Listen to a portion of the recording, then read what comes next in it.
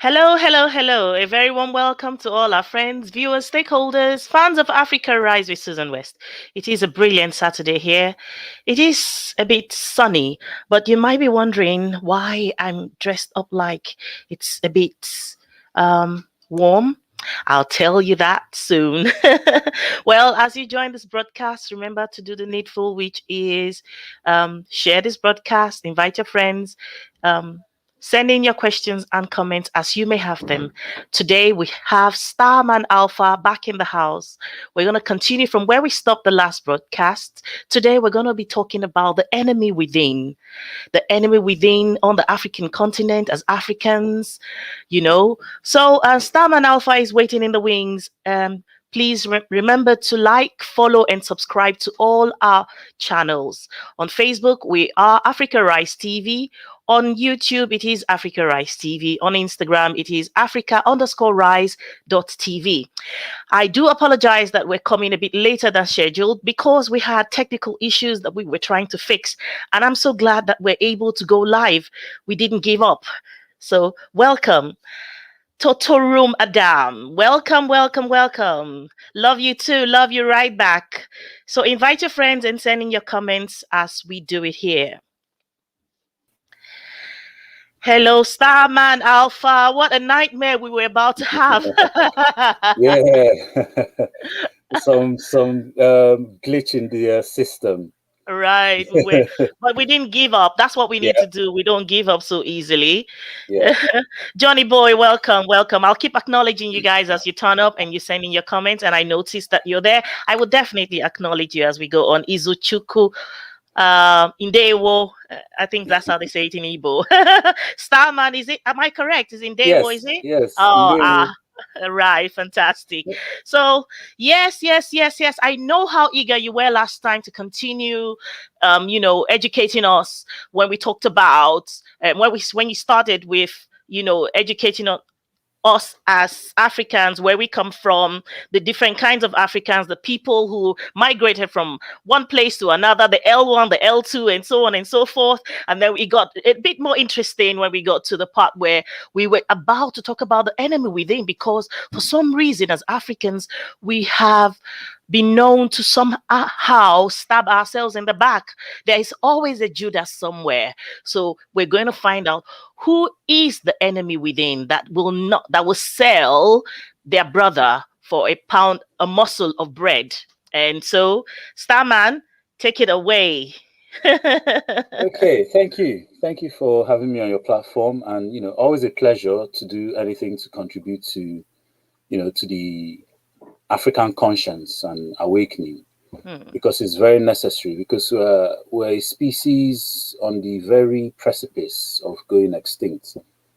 And if we don't do something real soon, real quick, if we don't organize ourselves quickly, we don't have a lot of time and we'll be swept away from the face of the earth. And trust me, nobody will have sympathy for us. Hmm. They'll, they'll, it will just happen, and people write it in the history books like, oh, yeah, just like Neanderthals, the Africans too went extinct. And Wow. that's how it will go down, you know. We will So not go down. We will not. well, that's the I mission, hate I hate dire forecasts for us. I hate to hear it, Oh even yeah, though I yeah. know it's a possibility. I mean, when I was researching all this, it took me a while to accept it myself, the whole magnitude of it. Like, I had to beat certain biases out of my own head. Hmm. Because before I was biased into thinking, oh yeah, the black continent was the youngest, and growing, and this and Hmm. that, and so until I realized, all that was just on with no foundation really, Right. nothing concrete. So yeah, the last time we ended um, with the third great displacement, the third Right. great genocide, which is the period we're living through now, Right. where which started 1,300 years ago, when foreigners entered the African continent, the Muslims, the Arabs. Right. They conquered Egypt and subsequently conquered North Africa, and started a whole new type of slavery.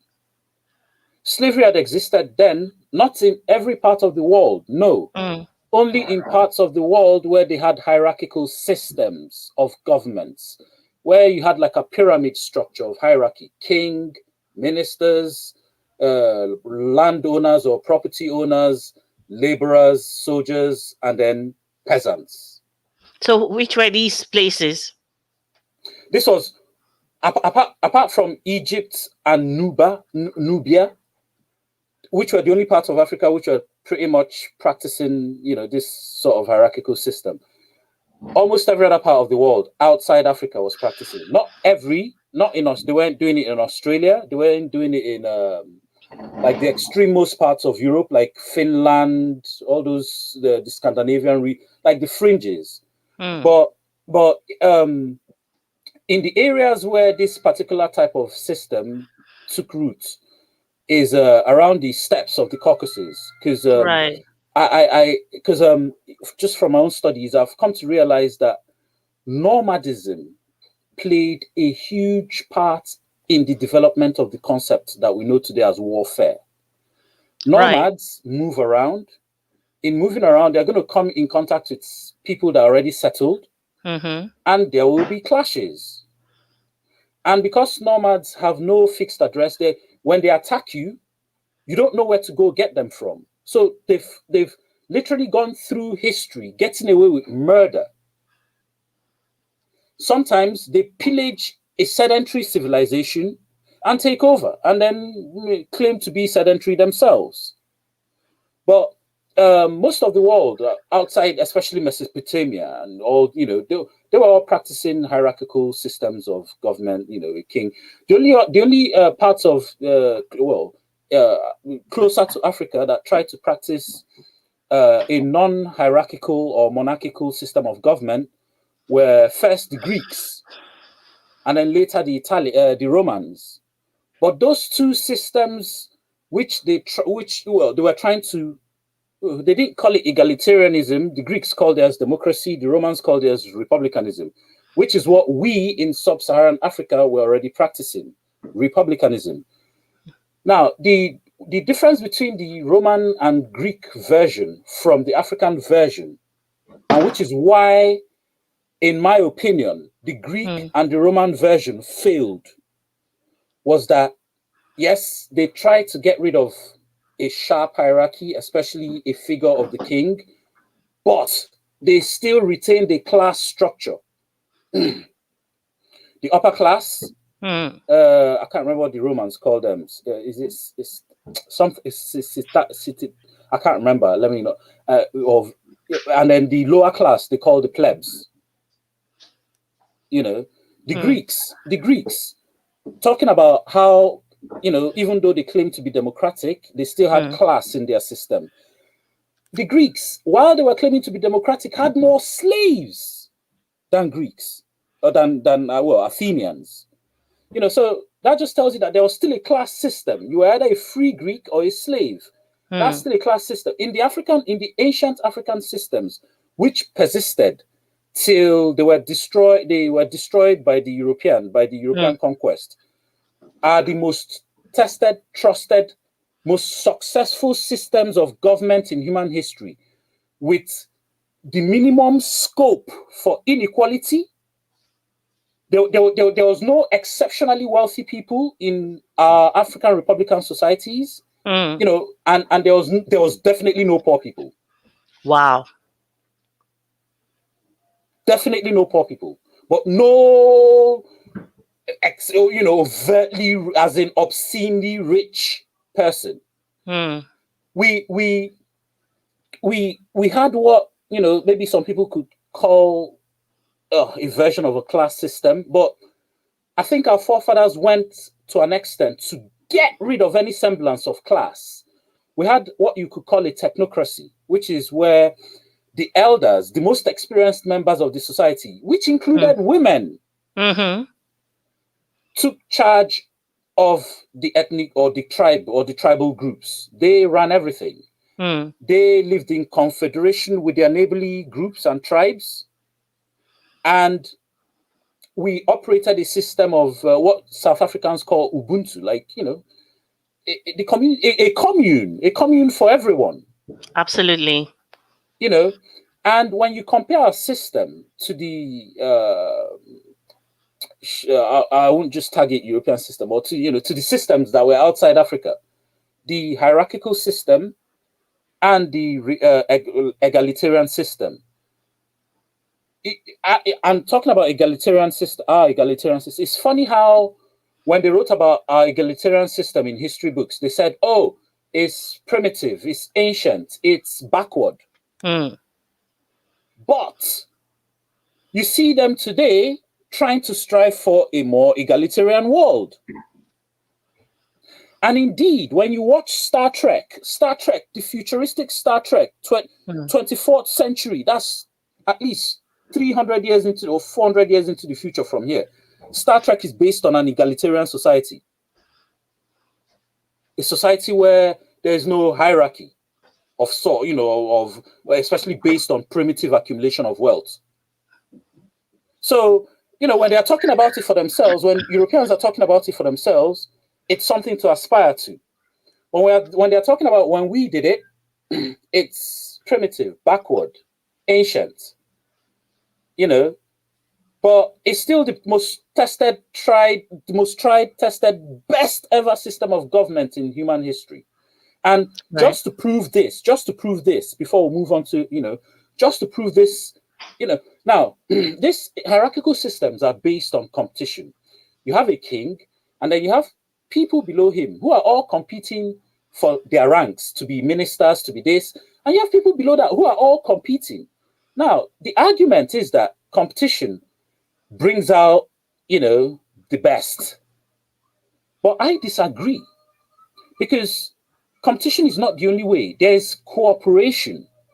And when you look at animal societies, animal groups, the most successful animals are those that have evolved past competition and adapted to Cooperation. cooperation in the form of what they call altruism. And when you apply game theory to this, there's a thing called game theory. There's a particular puzzle called the prisoner's dilemma, where you catch two criminals and you're the police. You lock them up in separate rooms. You say to one of them, right, if you cooperate, you get the minimum sentence, but if you don't, you get the maximum sentence. Now, if the two prisoners, without knowing, what's going on, if two of them cooperate with each other and keep shut, they'll get the minimum sentence because there's probably no evidence to hold them on. But if they try and just look after their own interests in the form of competition Mm. and rat on the other person will lose. They will gain. The one that ratted will gain. The other person will lose. But then it doesn't end there, because there's not really any honor amongst thieves. When the other one comes out, he's going to come gunning for you. So and also when you have to compete for things get lost. Like if I conquer your kingdom, people will die, buildings will get burnt and looted. But when we Mm. cooperate, nothing really gets lost. We just build and build and build, as opposed to pull down, build. So in my estimation, I actually believe that this structure of kings that the human species went crazy about and instituted about just 10,000 years ago, I think Mm. it has actually set the human race back about 500 years. Right. Yeah. I see where you're coming from. I see where you're taking us, especially when you landed as to how um, they could have eventually gotten the minimum sentence, because perhaps there is no evidence to prove that they did the crime. But in trying to think for themselves, out for their individual selves, they sell out the other. So that brings us to the topic of today. Who is the enemy within? The enemy within. Oh, okay. First thing, You can use your maps and all the other gadgets that you have to show us. right, okay. Some of us are visual learners. Yeah. Yeah, and I think visuals help a lot as well. Yeah. There's a saying that a picture tells 1,000 words, and it's true. Mm. Mm. You know. Now, like we said in the last video, let's get the whole thing, our enemies, back in context again.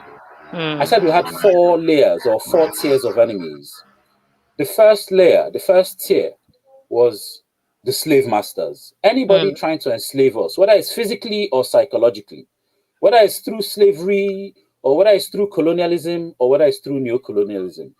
Examples of those today: China, the Europeans who've never left, they never stopped the colonialism they were doing, the Americans who have over 100 military bases across Africa. Why? Mm. You know, and parts of the Muslim world.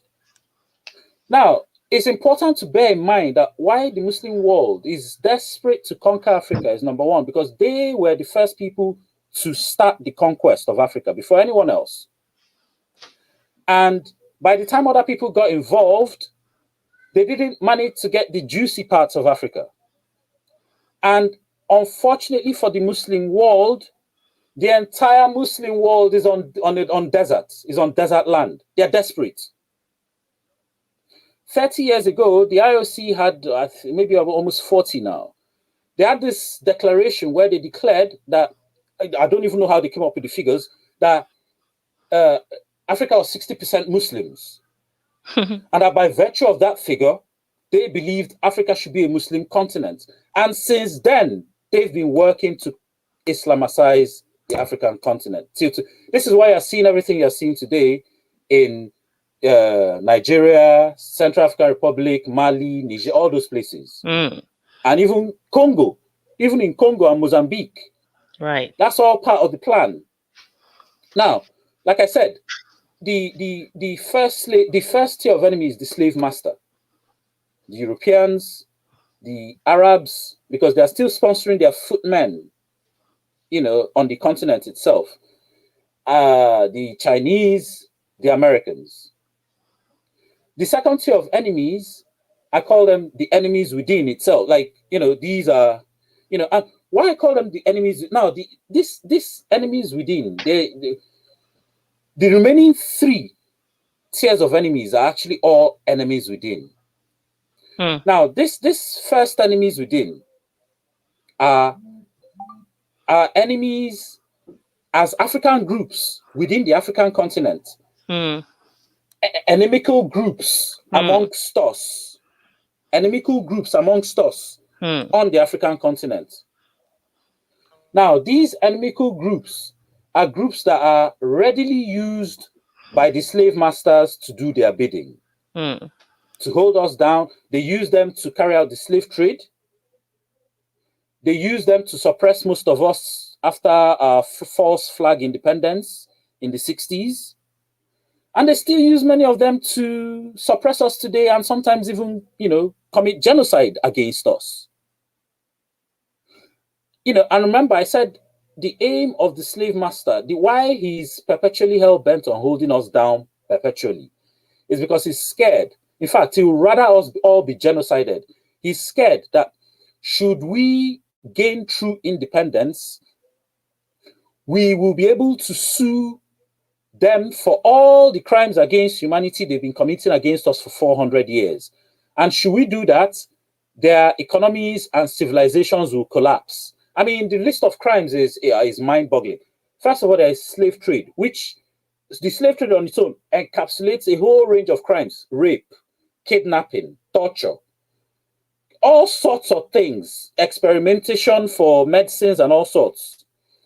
After that, you now had a new kind of slavery, colonialism, where they were just with their soldiers on the African continent, shooting and, beating people down, and claiming that oh, you are a cannibal, you murder twins, all flimsy, and this was how the European. It was during this particular campaign of subjugating us, the Europeans created the second type of enemy within, which is the third tier of enemy.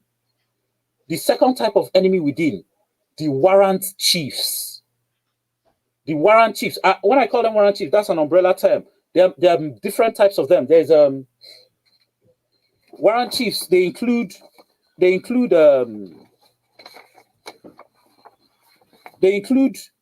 people who worked for the British officials, the first ones that came off the boat to do the colonizing.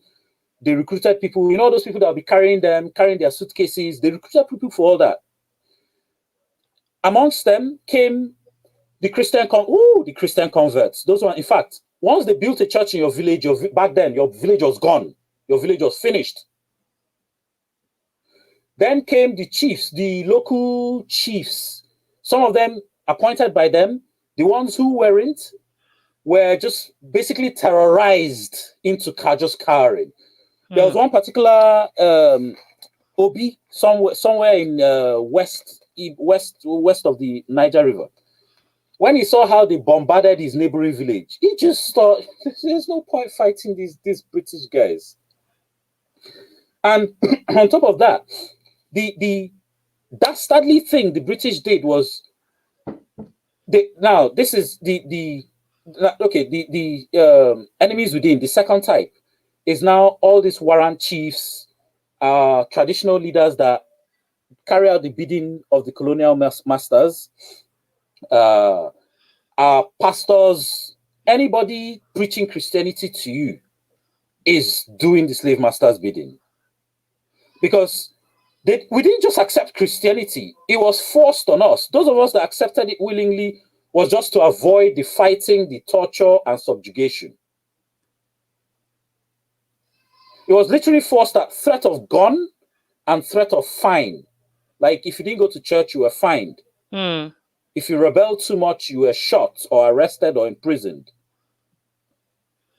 So the next the level of enemies within are now, like I said in the last show, you see those of us like me and you, who are still saying one Nigeria, who are still saying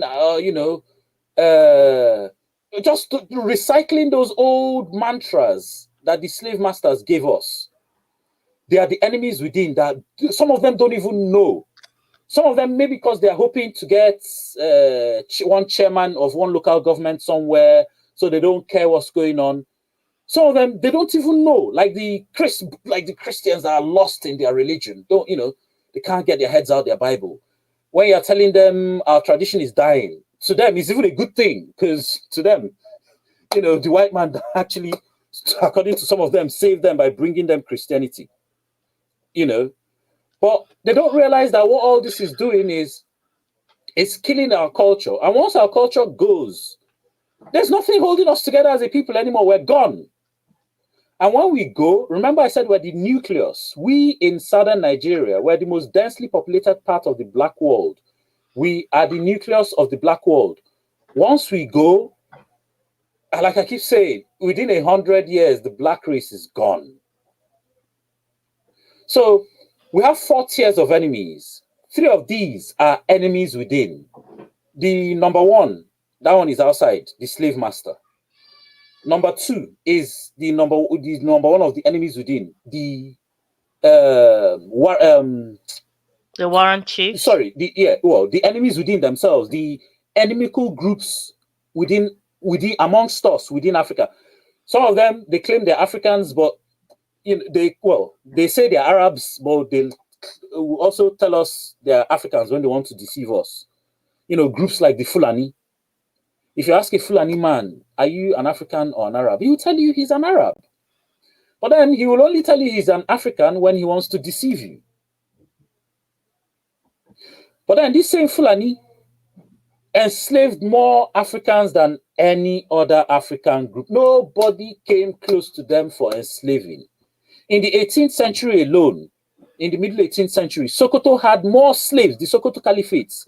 There were more slaves from southern Nigeria and all the surrounding environments from slave raids in the Sokoto Caliphate than the slaves that were taken from southern Nigeria to the Americas, or to Northern America, sorry. It's estimated that there was 2.5 million slaves, sub-Saharan African slaves in southern Nigerian African slaves in Sokoto. And this slaving tradition still survives today. Now, let me tell you one of the things, the legacy of one of our enemies within, and this is the first one. Just The let me just come in there just Okay, briefly. For some okay, of us who don't know very much about the history of the Fulanis, were there Fulanis as a people? Did they exist until the Arabs came in and mixed up with the Africans? no, Who are the Fulanis? The Fulanis, some people would have said that they're a mix of black Africans and Arabs.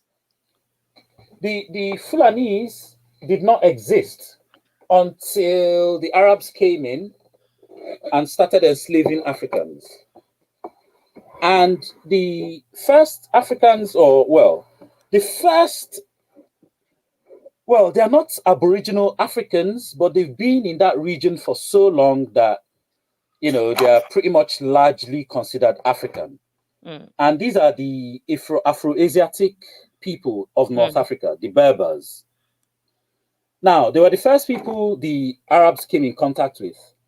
And by the time the Arabs came, these Berbers, they were actually Christian because that whole region had been colonized by Rome, the mm, Roman Empire. And it was with the collapse of the Roman Empire that the Arabs rose. And the Arabs played a hand in the collapse of the Roman Empire. mm. So, as the Roman Empire collapsed, the Arabs were taking over their lands. And they were fighting these Berbers, converting them, enslaving them. And, okay, let me be talking while I set up the camera. Converting them, enslaving them. And by the time they got to around Senegal, Gambia, Mm. there was some Berber tribes there. Indeed. Okay, hold on, Starman. I'm Yeah. gonna take you off stream so you can sort yourself out because there's a lot of noise coming. Yes, so guys, we're gonna go to the part where Starman's favorite part, where he likes to show us the map and the graphics to explain what he's saying.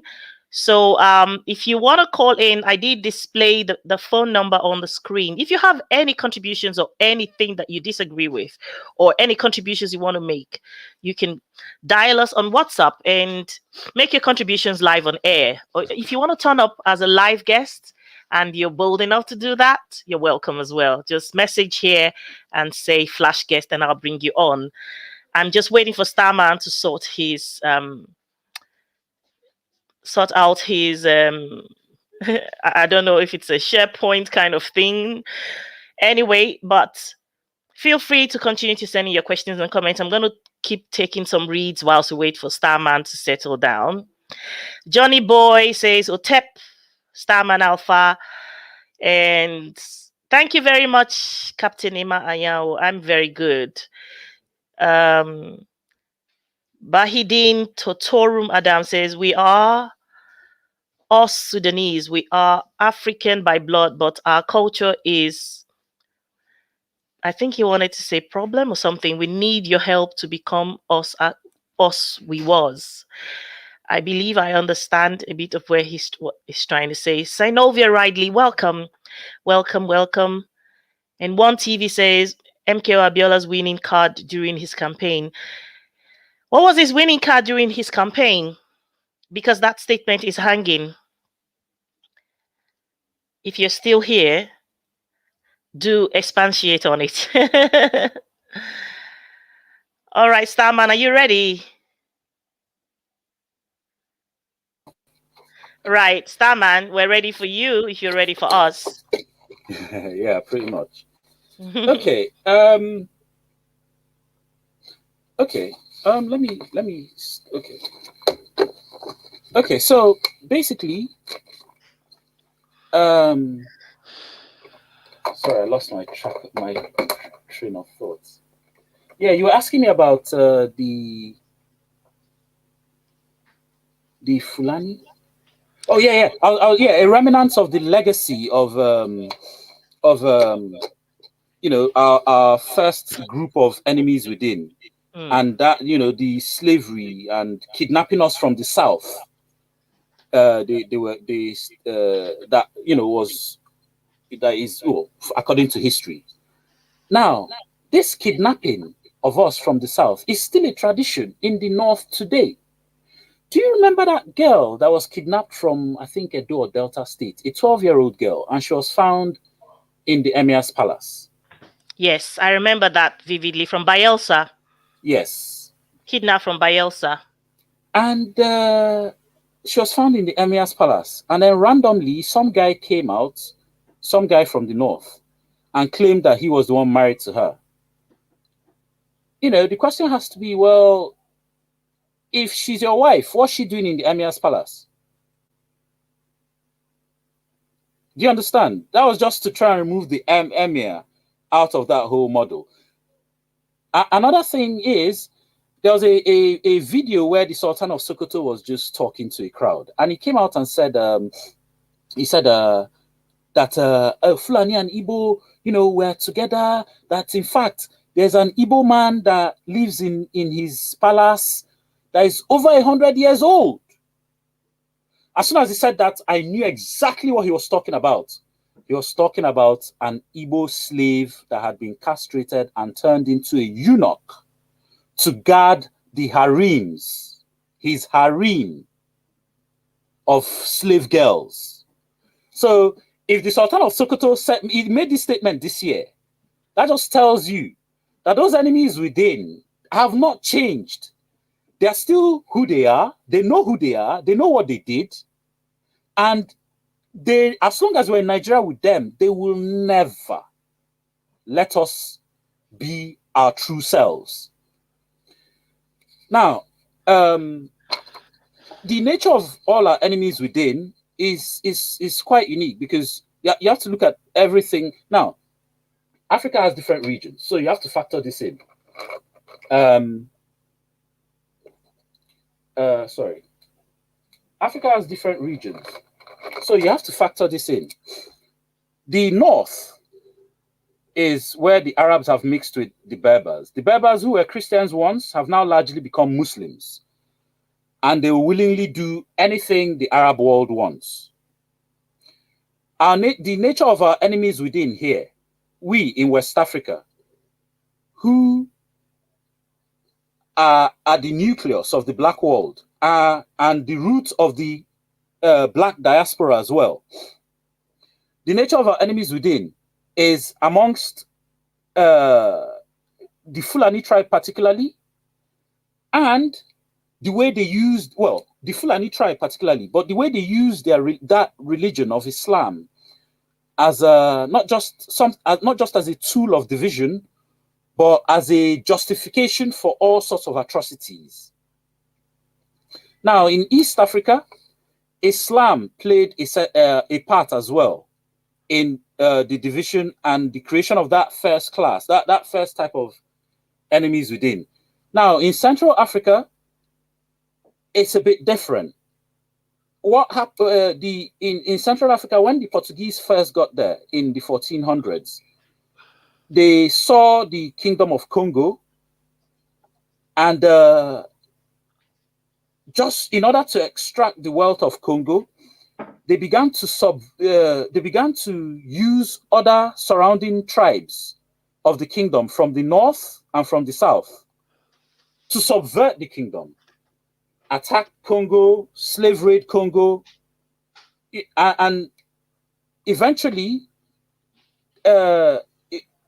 it's interesting to note on Congo's independence how the southern part of Congo wanted to break away. When the Europeans were putting us together in these African countries we have today as states, when they were putting us together, they did not consider the different ethnic groups like I described in the last video. The Niger Congo people and their cousins, the Bantus, the Nilo-Saharans and their cousins, the Chadic people, and the Khoisan, and then the Afro-Asiatic people. These who are not Africans, they're the only people who you can say, okay, in their own countries, they're homogeneous, even though they have some mixings, maybe from the nomadic Tuareg, But amongst us sub-Saharan Africans, almost every sub-Saharan African country has at least two, three, four different ethnic mixes. And when you go back into the history, you find out that especially in the parts that were slave raided, which are mainly these parts from Senegal, parts of Mali, parts of Burkina Faso, Nigeria, because the Hausas were being sold into slavery as well, but mainly to the Arab world. Um, Parts of Cameroon, Gabon, and this part of Congo. This region, this region of Africa, we were actually particularly targeted for slavery and ended up becoming the greatest victims of the greatest crime against humanity ever. And when you look at all our countries here, the slave masters made sure, especially the ones in West Africa where there's the Fulani, that there's Fulani in every bit of all these countries. And we are lumped into countries with people that were enslaving us from the past, subjugating us from the past on their behalf, just to keep the subjugation going. Because as we all know, what happened with the Biafran War, when they saw that Biafra was industrializing, they weren't having that. So these people, these slave masters, they've always known that if you have true independence, their economies not only struggle, but if we decided to challenge them, their economies would collapse. And especially if we decided to even sue them for compensation or reparations for all the crimes against humanity. So they've always made sure that, they've mixed our enemies in within us just to Mm. hold us down. So that's the first class of enemies, like the Fulani. I don't know the name of the ethnic. I think the tribe in Congo. I can't. There's one from the north and there's one from the south that they used particularly. And then basically, what the Europeans were doing was, remember I said most of this region, ever since we first moved in there, like about 100,000 years ago, we had lived an egalitarian lifestyle. No kings, no soldiers, no army, and if you don't have an army, who are you conquering? You can't conquer anybody without an army.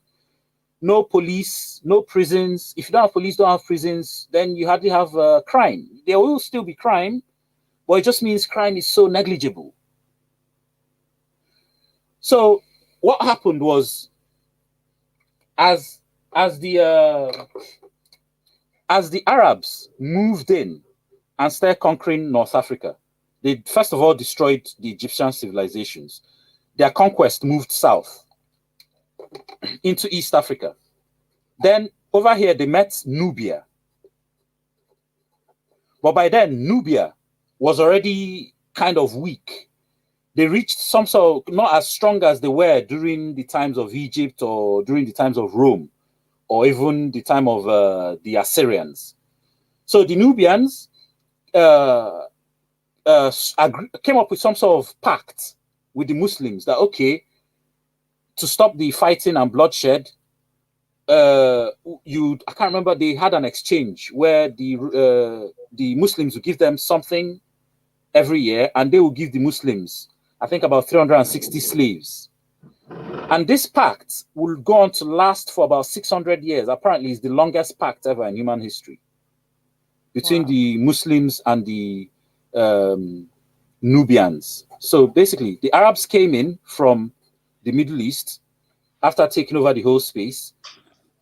This whole region back then, basically, the north coast of North Africa was all Roman Empire, including Egypt, because Egypt was under the Roman Empire then. So the Arabs came in, destroyed Egypt, they did their the pact with the Nubians, and then the conquest carried on across here, North Africa. Most of the people here were the Berbers, and so there were some Berbers in the desert itself, but they focused on the coastal regions because those are the richest parts. Subsequently, took over all the Berber lands, pushed some of the Berbers down south into Senegal, and eventually even conquered all the way to Mauritania here. So they set up all these Abbasid Caliphates, Almoravids, all those Umayyads, all those Islamic caliphates over certain periods. But while all this was going on, the Berbers they were enslaving, there was a lot of raping going on. These Berbers were giving birth to a lot of children, mixed Arab parentage with Berber heritage, Arab fathers and Berber mothers. This would go on to become what the Europeans did to us as well by creating mulattoes. Now, I've been saying Fulani, and it's not only the Arabs that created the Fulani. Like now, the mulatto is the European version of Fulani. Yeah, sorry. Starman Alpha. Yes, For some reason, I don't like the word mulatto, because right. if you could use the word mixed race or biracial, because Okay. mulatto is a mix of two different species, and we are not different as a species of human beings from the white people. We're all Well, human beings. So it yeah. was disrespectful the time Sorry. they used it for us. It's not your fault. It's Yeah. them who came up with that word, to disrespect the people who came out as mixed race or biracial people. So mulatto is a word we never want to use for our mixed race brothers and sisters. Okay. Yeah. Please go Sorry ahead. about. Sorry No, about that. no, that's I that's mean, fine. I only said that because I was referring to the Yeah, classification. How yeah, they like yes, basically that was what was going on in their mind. Okay. yeah, Okay. Now, like I said, the Fulani are a mixed race of Arabs and Berbers. Subsequently, when they started kidnapping sub-Saharan Africans, we the Republicans in this forest region, our genes will become mixed in as well. That's why you have some Fulani that are very exceptionally light-skinned or copper color, and you have some that are black, just as black, because they not only have our Niger Congo genes, they also have a lot of Chadic genes from the Chadic people in this region. Remember, I pointed it out last time where the Chadic civilizations were. They took in a lot of Chadic genes from the Mali and the Hausa people, who are even darker than us in the forest region. So the Fulani are a mix of Arab conquerors, mostly, in fact, all men, Berber slave mothers, and Niger Congo and Chadic slave mothers to different degrees and proportions. That's what the Fulani is. And being born into Islam, they took up the Islamic mantle for even the Arabs. At some stage, it was even most of the people that went in to conquer Spain were all these mongrel mixes, Fulani, Tuareg, all those mixes that the Arabs had created from mass raping all the Berber groups and then the sub-Saharan African groups. Because by the time they were invading Spain, the Arabs were fewer than their slaves in North Africa. But these people being born into Islam and trying to identify with their slave master. I mean, think about it. Imagine your mother is a slave woman and your father is a slave master. Whose identity will you claim? Of course, your dad. That's why Fulani claim to be Arabs. They don't want anything to do with their African heritage. You say? I didn't hear you. Sorry. You're muted. Now, what you just mentioned is Yeah. so profound. It is so profound. It makes so much sense. Right. Please go Right. ahead. I just had to Right. say that. Okay. Now, with the mixed race, the version the Europeans did for us, when the Portuguese came, Portugal over here, when the Portuguese came, sailed all the way. Okay, they explored, and then eventually came to Congo. Very quickly, they realized that very quickly there's an island over here called Sao Tome. Here, Yeah, I'm called putting Sao it Tome. now. They set up what will become the slavery model on Sao Tome. They were kidnapping people from Congo, enslaving them there, forcing them to farm sugar. But it was hard for them to keep the population under control because, see, you have to remember that these people in the forest region, they didn't have kings, they didn't have conquest, they didn't have slavery. In the entire human history, these group of people are the original freeborns. Right. They never enslaved anyone. They were never slaves until these foreigners, the Arabs and the Europeans, came. They were the original freeborn. Fulani, they tell you today they are kings, they are this, they are conquerors, but they are not freeborn. They were slaves. Okay. Now, after in when the Portuguese were running this island of Sao Tome as a sugarcane plantation, slave plantation, controlling it became difficult as the population swelled. At some stage, the Portuguese made a deliberate decision to mass rape the women to produce what they would call sons of the land, to introduce them to Portuguese values. No, leave them, first of all, leave them powerless, but introduce them to Portuguese values so that they will fight for that and subjugate their black African brothers. So you see, it's almost like slavery by both the Arabs and the Europeans was from a playbook. We were targeted for slavery particularly. The first people the Arabs started, the first sub-Saharans, the Arabs started enslaving were these Chadic peoples after they destroyed the kingdom of Ghana. They started enslaving them, but because these people already had an understanding of, hierarchy in society, the king at the top, ministers, property owners, soldiers, laborers, peasants, and slaves.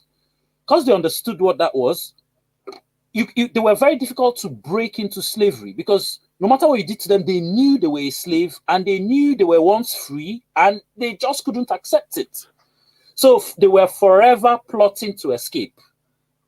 And a lot of them, for some reason, maybe just out of revenge or vendetta, made a point of killing their slave master when they escape. These Chadic people. But we, the egalitarian Niger Congo people with no understanding of hierarchy, or we didn't even know what slave was.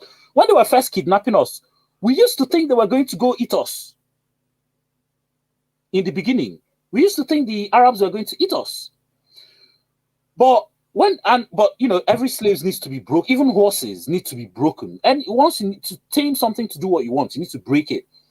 Now, at some time, the Muslims realized it was very easy to break us because we had no sense of hierarchical structure. We had no sense of king. Breaking us just meant just install maximum fear.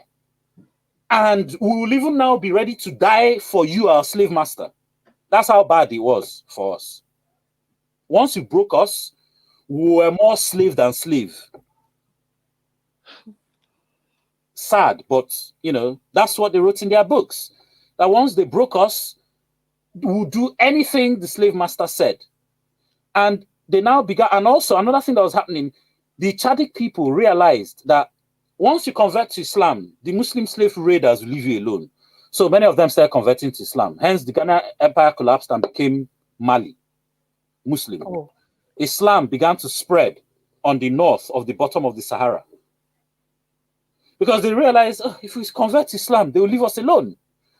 Now, some of the forest region tribes, when they too realized what was going on, they tried to convert to Islam, but the Arabs weren't having it. Because to the Arabs, they were like, man, if everybody converts to Islam, where are we going to get our slaves from? And who are we going to charge jizya tax? Jizya tax is the tax you charge your conquered subjects. So they refused us converting to Islam just so that they could continue targeting us for slavery. Wow. Now, the mixed race people created by the Portuguese in Sao Tome, they will subsequently be used ruthlessly to keep the people down. When they saw how successful that was, they exported it to Brazil. In fact, they exported the whole model of Sao Tome. That was what became Brazil.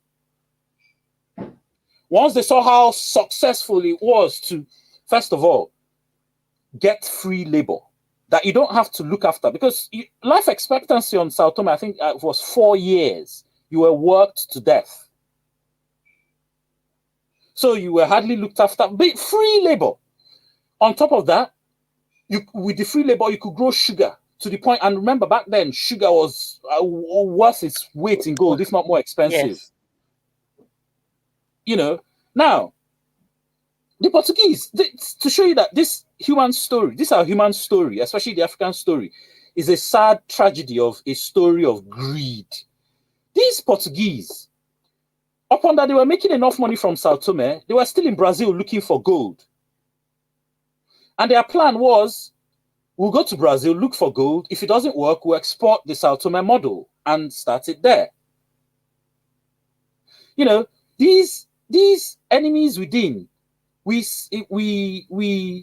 now let's the second group, the warrant chiefs, like governors, traditional leaders, pastors.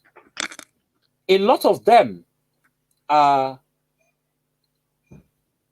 okay from back then in history. A lot of them were broken slaves. You know, like Ajayi Crowther. Ajayi Crowther is a slave. They broke him, converted him to Christianity, and he carried Christianity and brought back to his people. They made him a bishop. Some of them, they didn't even know what they were doing. Some of them knew very well what they were doing. They were doing it for petty benefits. Okay, just so that, you knew, maybe you knew they were going to conquer your village. Suddenly you start pandering to the British so that they'll make you the warrant chief. Some of them said, yes, they were doing it just to avoid massacre. Some of them, even upon they were doing it to avoid massacre, their people still fought. There was one particular chief in Igbo land that gave up without a fight during the Ekumeku War. His children cursed him, his own children. His wives told him that they would go and sleep in public places just to bring shame on him. But he kept adamant that, nah. He said he's now a Christian and he's not going back. You know, they were the people that, like I said, they were the people that the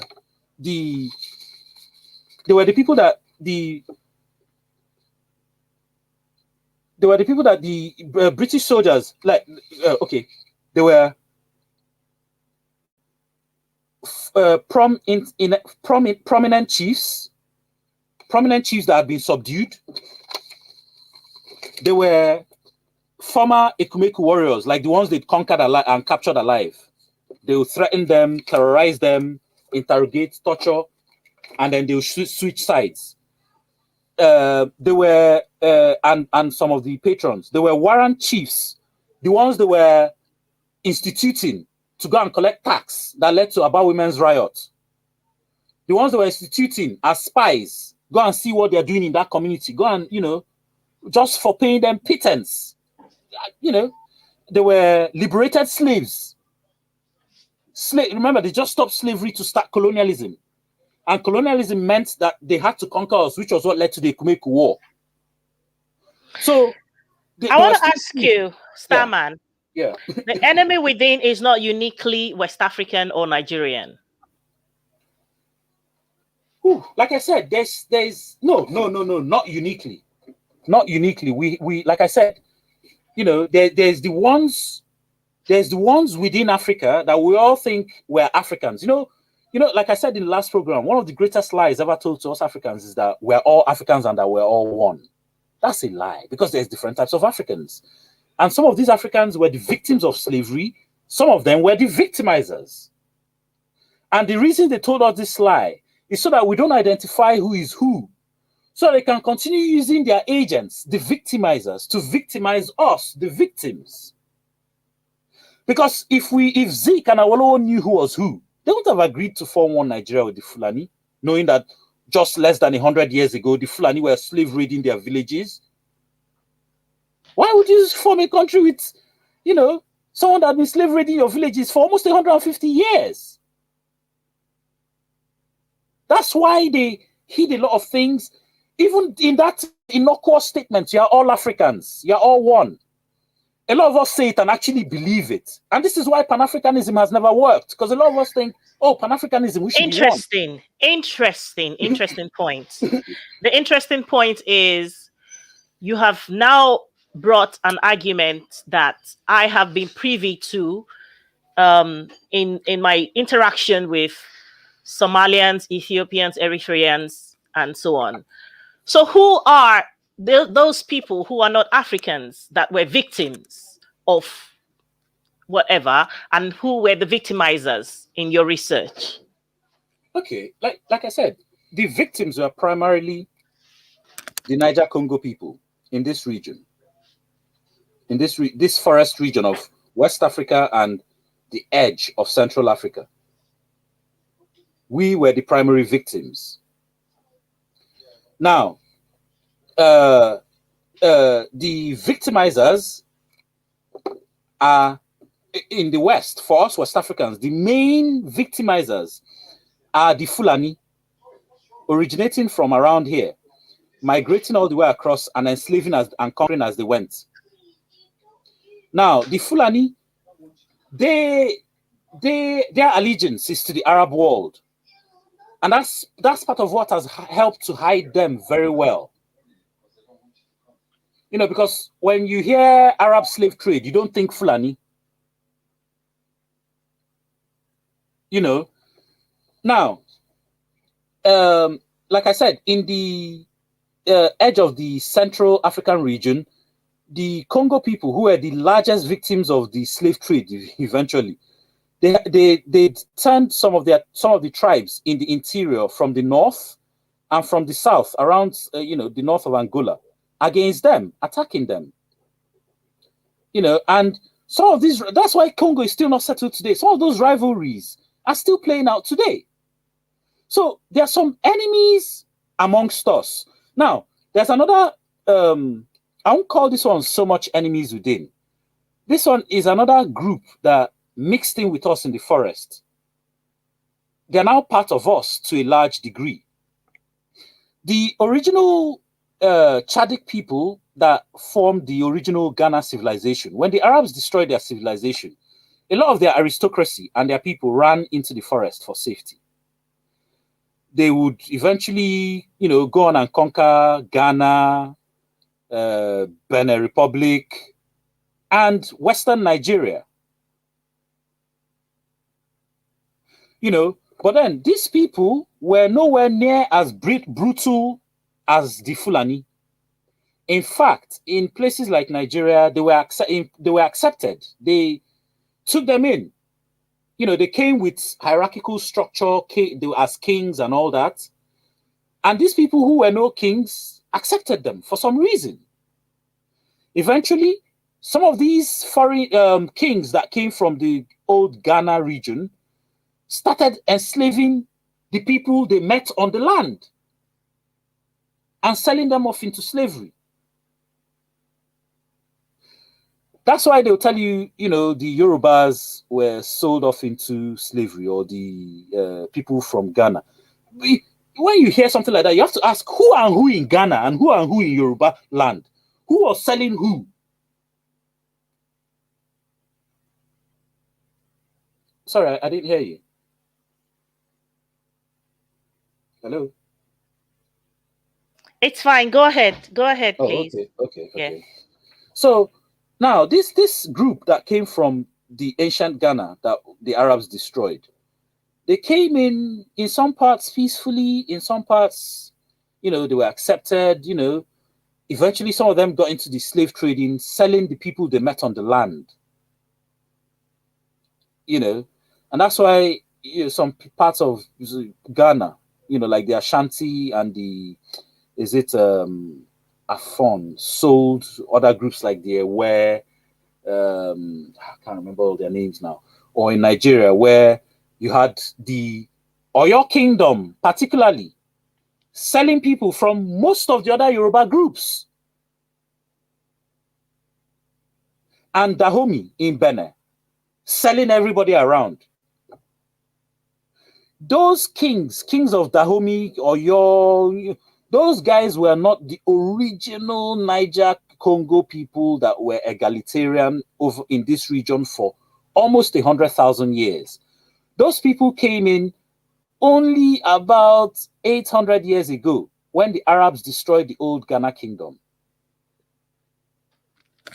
But today, I can't call them enemies within because we've accepted them. Even though when I look at some of the things they are doing in their indigenous communities, I still see it as a suppression and subjugation. There's still a lot of suppression and subjugation going on by them because they have a lot to lose. If a lot of this history Right. is discovered, I want us not to go too far into today's broadcast once again. yeah, So as we round up today's broadcast with yeah, what you've illustrated so far, yes, is Pan-Africanism, now this question is for everyone watching, if you're interested and you're watching and you're paying attention, how can we then, or is Pan-Africanism a dream that will never be achieved because of the enemies within, from your explanation of why Pan-Africanism has never seen the light of day? Everybody watching, send in your comments. If you want to call and make your contributions, please feel free to do so, okay, so that we can begin to understand how we can achieve the Ubuntu okay, spirit for Africa as a whole. okay. Now, the reason why now Pan Africanism Mm, is actually a good, well, uh, Pan Africanism was a good thing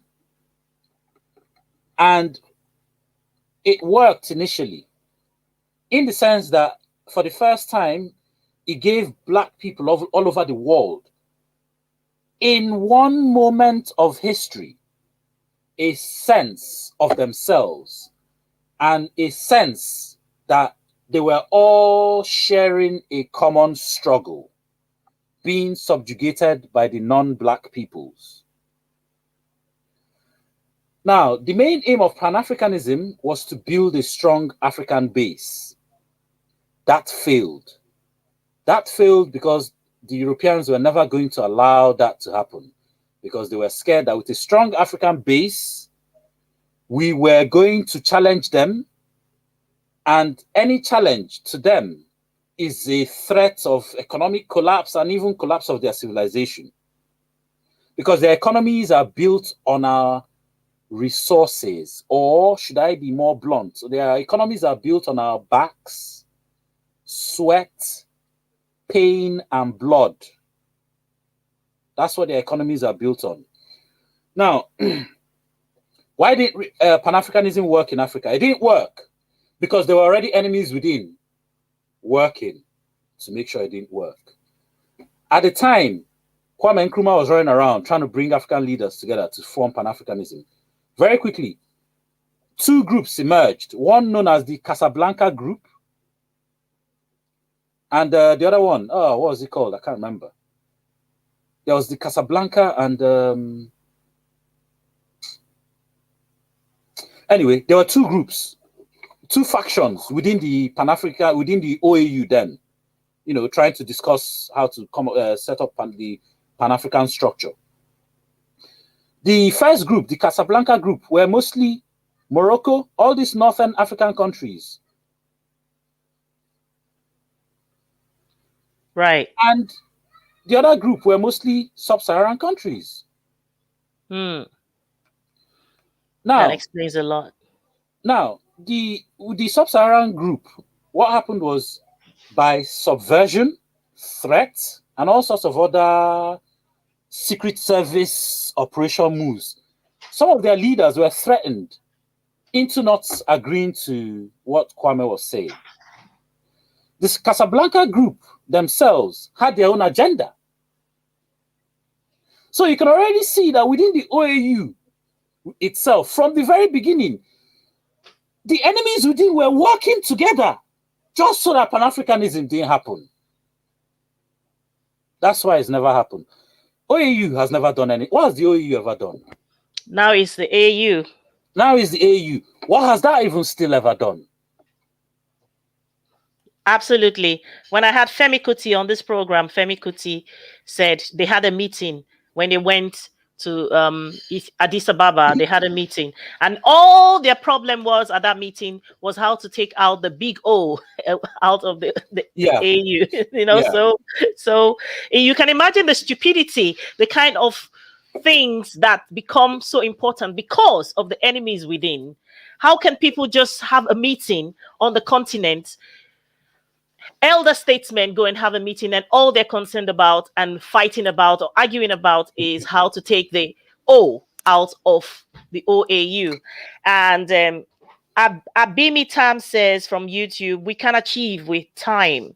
Sanovia Ridley says, why do our people have to be subservient, be the subservient ones? I suppose that's what she means, or he Okay. means. Before I answer the question about why do we have to be subservient, let me just say Mm, something to buttress what you said about what Femi Kuti said about the meeting at the OAU about how to remove the O.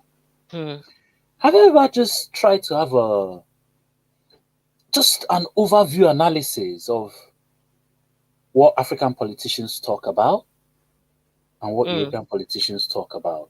mm, I mean, one day I actually did it, and I thought, nah. And what led me to doing this was I heard British politicians in Parliament discussing about how to get rid of dog shit on the pavement on the streets of London.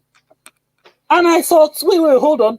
These guys have so much time that in Parliament they're talking about dog shit, dog shit.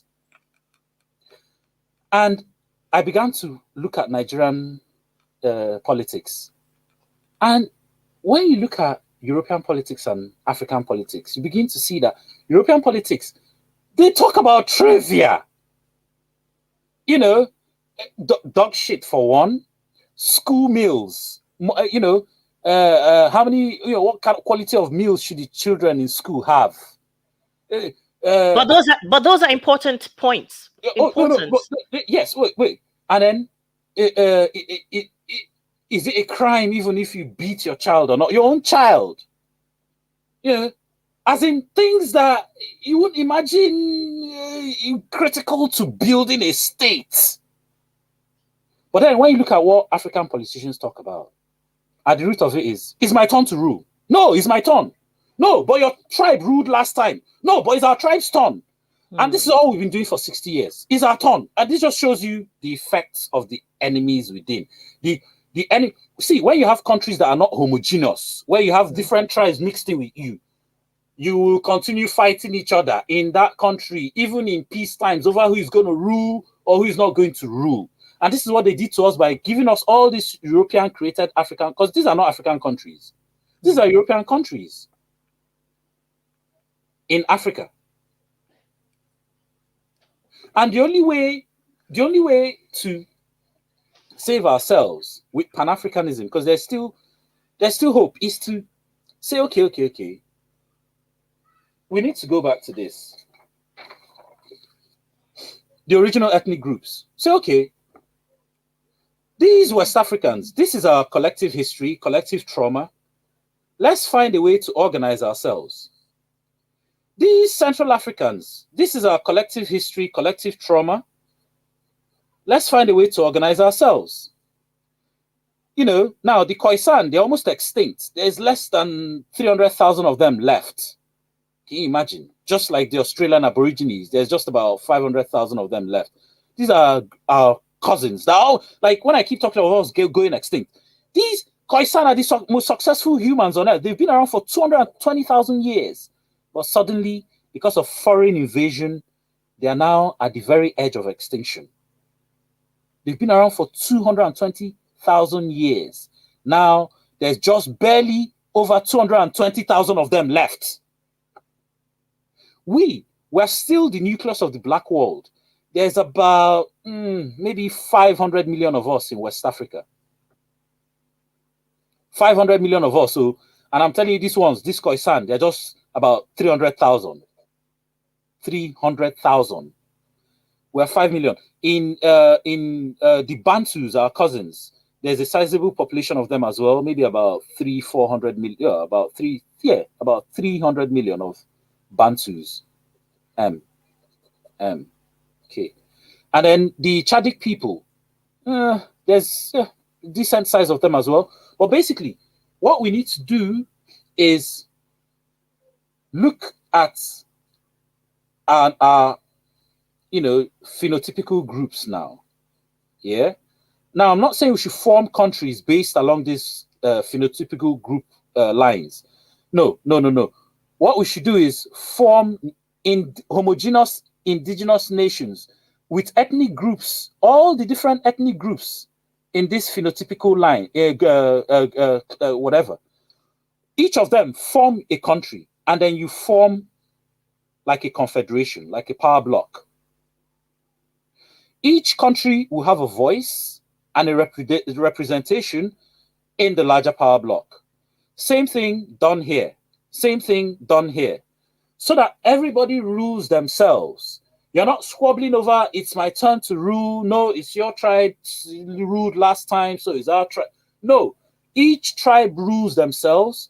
Each tribe has a representative that represents them on the level of the larger block. And then these four different blocks of Africans, the Niger Congo, Bantu, Khoisan, I don't know if there's enough of them to form there's not enough to form a massive enough block, to be honest. But I'll probably group them with the South. So they might have their own grouping within the South. But basically, when we have all these indigenous ethnic, nations that are no longer European borders, each nation will have a representative or representation within each block, and then each block will come together. So from this map now, I'm applying this just to sub-Saharan African people. With this map now, we have 3 blocks. Then the whole Pan-African dream becomes easier to manage. So you have 1 block, 2, and 3, each with several hundred, indigenous nations. When I say 100, there's nothing to be scared of. That's how we were before the Europeans and the Arabs came. And we were not enslaving each other. We were not warring with each other. People need to understand that since these foreigners came with their religion, with their capitalism, with everything they brought for us, our lives have never been the same again. Our lives have never been peaceful. Nothing good has come out of their coming to our lands. And then Right. after forming these 4 blocks, we now begin to reach out to the wider African diaspora. Those of us in the Caribbean, those Caribbean countries, Haiti especially. Some of them, last time we were talking about Somalians and Ethiopians who claim they're not Africans. Some of them in the Caribbean country also have that problem, like the people of Dominican Republic. They were colonized by Spain. They believe Spain to be their mother country. In fact, I've heard that they worship Christopher Columbus like he was Jesus. They don't want they say they are not black. But when you look at Right. them and their phenotypical features, you have to wonder. Right. Um, as we round up, I'm going to Yeah. take this question. You haven't answered Synovia Oh, Ridley's right. question, which is why do our people have to be the subservient ones? After that, I'm just going to quickly take King Kenyatta's comment. He said, "In my opinion, a Afrocentric curriculum distributed continental wide is necessary for a successful path forward. What are your thoughts?" So you can go ahead with Synovia's question first, and then you can round up with Kenyatta's. Okay. The reason why our people have been subjugated for so long is not that we have to be. Like I said, it all started because we were particularly targeted for slavery, because they realized that, because we had no sense of hierarchy, once we were broken, we were pretty much just disorientated. For us, that was our first introduction to hierarchy. And that hierarchy just looked like master slave, so, and then we just stuck to it. So, and remember, this has been a 400-year-old generational trauma. And we of this generation woke up thinking we're free because there was no more chains. But we realized that there's guns and all sorts of other weapons of subjugation and subversion being aimed at us. Miseducation, bad vaccinations, weapons that we don't produce to fund wars that we didn't even instigate against us, you know. So we look around us and there's a lot already in motion against us as we are black people in the 21st century. Now, to be honest, when you see a lot of these things, it seems like, oh, it's too late. There's nothing that can be done. But I want everybody to realize this. There is hope. Why do I say this? It's not that the black man has never fought the white people, the white subjugators, because I'm not saying all white people are in on this, but in a way, a lot of them are complicit on it even. But we've never really fought the white subjugators. We have, but in fragments. Like once it was Haiti, then after Haiti, it was different sporadic riots and rebellions in different parts of the Americas. Why we're in this position today is that we've not that we've not been fighting, but because they are united, they've been getting away, they've been winning. But we have never united to fight. This is the key. We need to unite to fight. Now, when I say unite, I don't even, because if we're waiting for all African countries as they are today to somehow do some political union to fight. Nah, these are European countries serving European interests. What I mean by uniting on the African continent. Exactly. On the European countries on the African continent, serving European interests. What I mean by us uniting for the first time, and which is why I'm doing this, is waking up and based on our history, what really happened. I'm not going on any superstitious history or, any holy history or no. This is not about God created man. No. This is just about what happened on this planet from this time to this time. And see, I see not knowing your history like this. Not knowing your history is akin to waking up from a coma and not remembering anything from before you went into that coma. And you are subject to anyone around you, whether it's a doctor or your family or a kidnapper. Your family will remind you your name, where you come from. A kidnapper will tell you what will make sure you don't escape. We woke up in a coma after what has happened to us. Unfortunately for us, we were in the hands and in the den of kidnappers, our colonizers and slave masters. And they've been feeding us all types of nonsense. This is why you have Africans who say they're not Africans. You have Africans in diaspora who say they're not black. You have Africans who say, some say they are Jews, some say they are this, some say they are that, some say they are from Egypt, even though they are originally West Africans.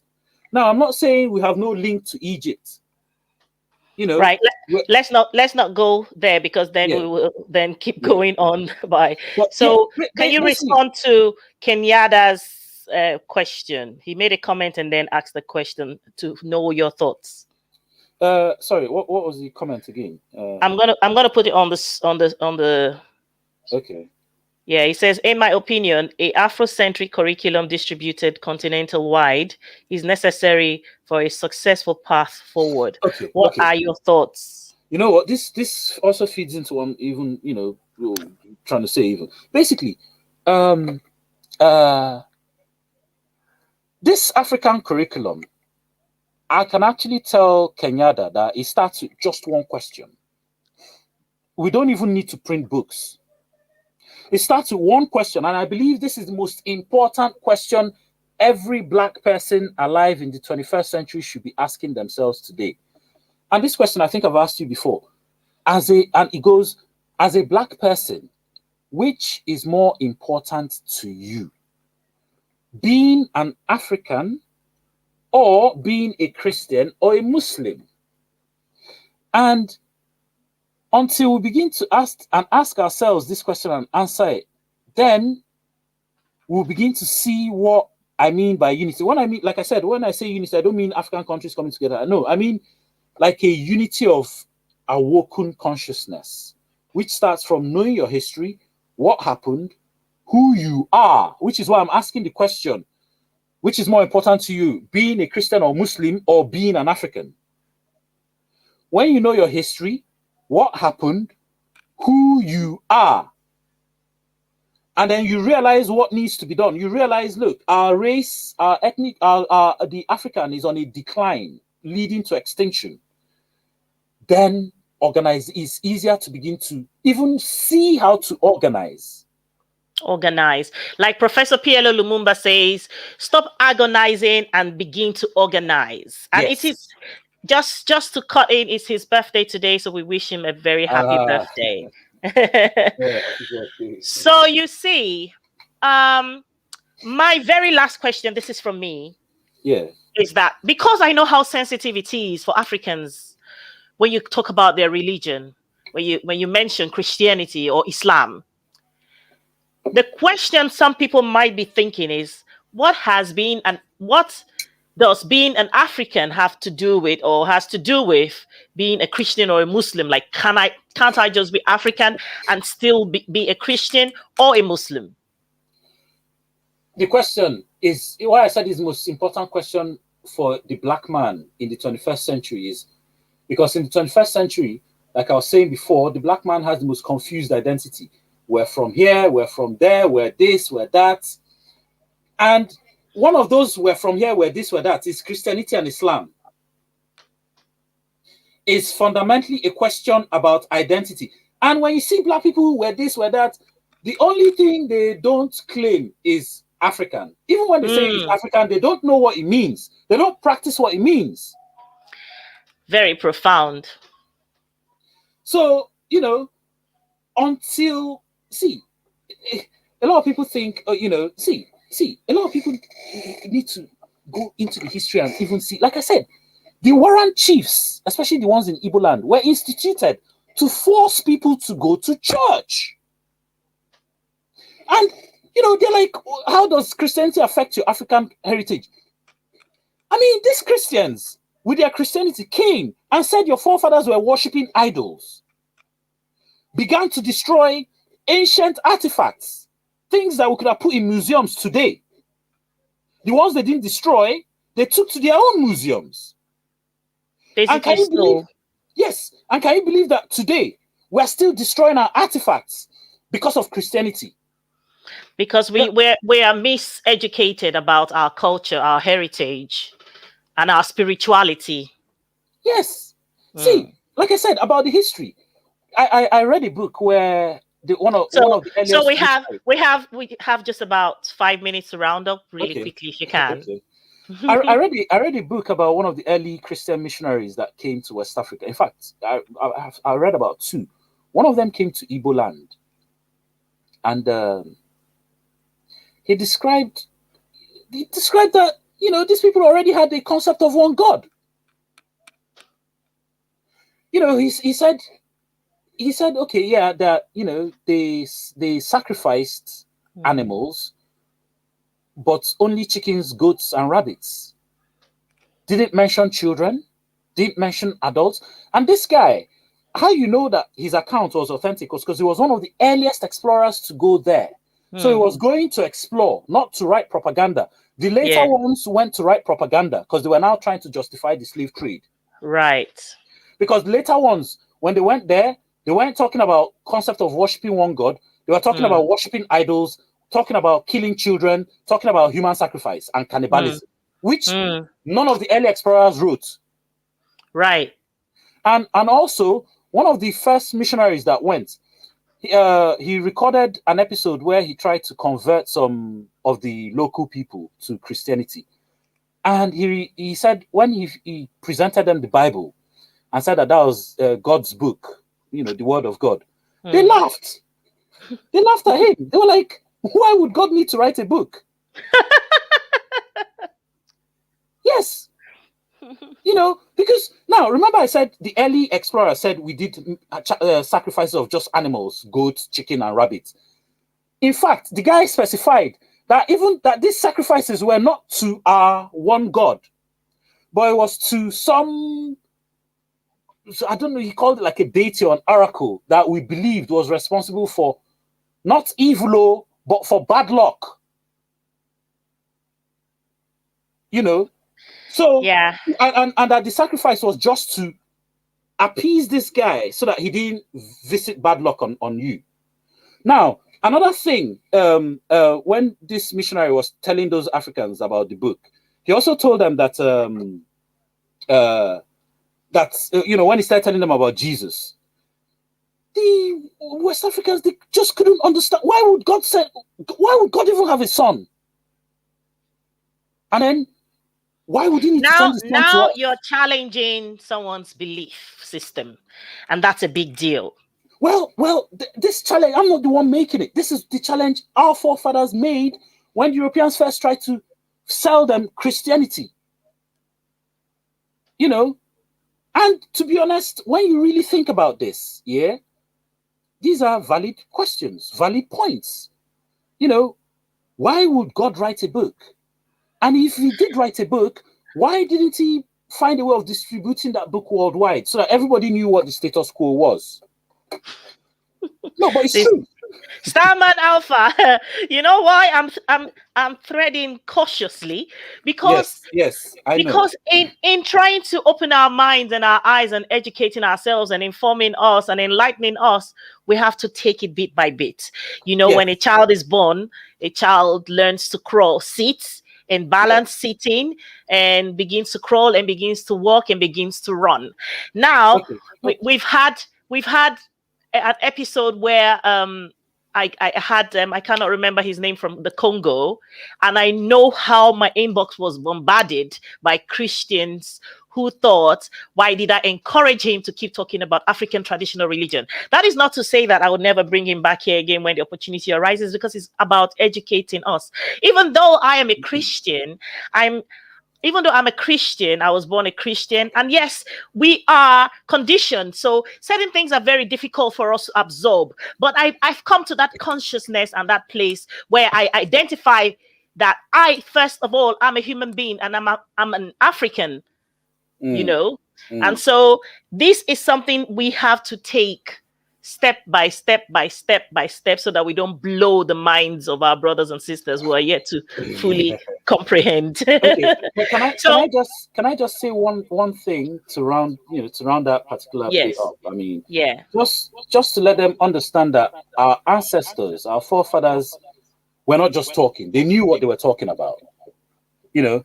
Now, the last one of the after the missionary tried to sell them the Christianity, you know, one of our forefathers said to him that you know your God sounds like you live in fear of him. right. The fact that you have to worship him, you have to pray to him and make do this, do that, all that. It sounds like, and you say he's jealous. It sounds like he's actually vindictive. And then Hmm. he said to this missionary guy, he said to him, but our God, we don't worship him. We commune with him. After all, he's our father. We're his children. He loves us. Hmm. We're not afraid of him. We don't have to be afraid of him. Right. Sinovia Ridley says, I'm going to take this read. I love when diverse opinions begin to pop in. I agree with him. I was never convinced of Christianity. I have a strong mind. I had many questions that was never answered about Christianity because they didn't know the answers themselves. Yeah. Absolutely, you're welcome. You're welcome. Like, nobody knows it all. Nobody is saying this is how it has to be. This is about us educating ourselves and beginning to question ourselves. You see, because we're made Lancelot in the bear Zita says this man is talking the truth. Absolutely, you've got a lot of people, fans who are agreeing with you, and I am not disagreeing with you in any way. Do not. I'm just saying that I have come to a place where I am able to compartmentalize my identity from my belief or spiritualism. Um, some people don't understand how they can exist without all those things, you know, just bombarding or mixed up in the same place. So that's where the confusion is most of the time. And we're not here to preach to. Today's topic is not about religion, Yeah. and it's not about convincing anyone to believe a certain way. We just want to know who we are, our identity, be clear on it. So when you hear these things, regardless of what I say as a moderator, it doesn't change what you take away from it. All right. Um, so yes, so quickly round up and let's call it a day. Yeah. So basically, the enemy now, the enemy within, it might sound like a little statement that, doesn't carry a lot of weight, Yeah. but I'll tell you this: the most dangerous weapon in a war is the traitor. More dangerous than anything, more dangerous than tanks, more dangerous than jet fighters, more dangerous than nukes. The traitor. Mm, And it is because of these enemies within that our forefathers have struggled to organize, but the enemies within keep sabotage. Like I just, mentioned with the OAU, they were yeah. struggling to organize. The enemies within sabotaged it. Haiti, after Tucson freed Haiti, Mm, who sabotaged it? The mixed race group. They were used by the French and the Americans to sabotage the whole thing. Nigeria, who's sabotaging Nigeria today? Fulani.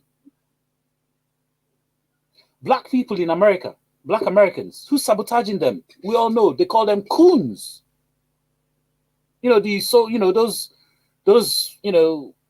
white people that just say anything, black people that say anything they know the white man wants to hear. I call them race hustlers. They say anything that, some of them we even told any line like, black people are the way they are. They're always going to prison, jobless, and this and out of wedlock marriage because it's our culture. And to quickly debunk those people, our culture, what do you mean our culture? Was that how we were in the 70s, 60s? Until they right. introduced welfare in America. So how is Right. that our culture? So these enemies within, they are the most dangerous weapons in our fight. It's important to know the different types. Like I mentioned, there's three. The enemical groups amongst other African groups, Then in our own societies, the warrant chiefs, any leader, that's not, look around you. If your life and condition Mm, is not going well, and your leader is responsible for that, he's a warrant chief. And this includes your pastors who are telling you, our pastors have done something to us in Africa. Which is, I just plays into the slave master's playbook. They've sold us this idea that don't worry too much about what happens on earth, because when you get to heaven, everything will be great there. Meanwhile, you know, it's like saying, put your life on this, put your life here on some sort of mortgage for a better life, a bigger house when you die. Come on. These are all the enemies within. And then the third tier are those of us like me and you on the street that are still carrying these ideas, sabotage ideas against us.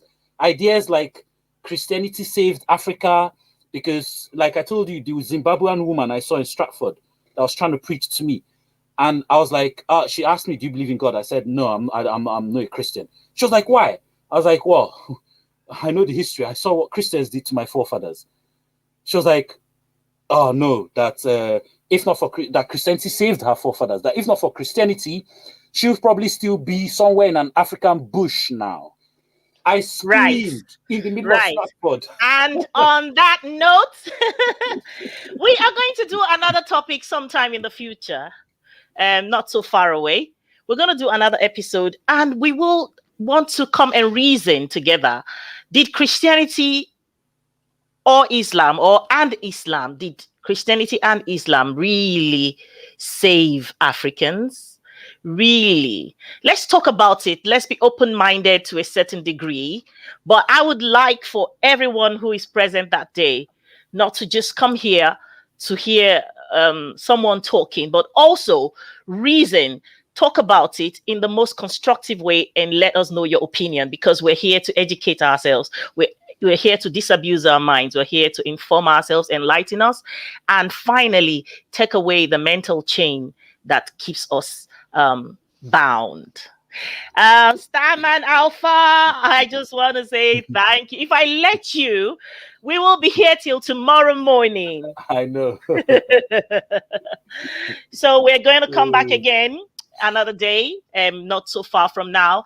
Tomorrow, I will be having a young man, a young Nigerian man, and who is doing something here in the UK to encourage young black boys in taking on football. And so please join us again tomorrow at 6 p.m.